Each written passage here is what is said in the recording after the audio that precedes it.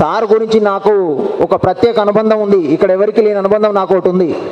నేను 2007 group 1 services appointment zone 4కు allot అయ్యాను. అప్పుడు వారు అక్కడ కర్నూలు ఆర్డీడీగా పనిచేస్తున్నారు.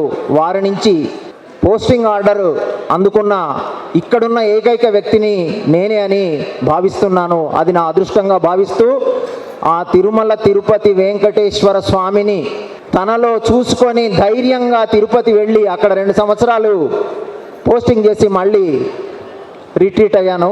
ఆ సందర్భంగా వారిని చూసినప్పుడల్లా నాకు వెంకటేశ్వర స్వామి గుర్తుకొస్తాడు. వారి ధర్మపత్ని గీతమ్మ నాకు అమ్మలాగే కనిపిస్తుంది. వారిరువు కూడా నిండు నూరేళ్ళు ఆయురారోగ్య ఐశ్వర్యాలతో విలసిల్లాలని ఆ వెంకటేశ్వర స్వామిని కోరుకుంటూ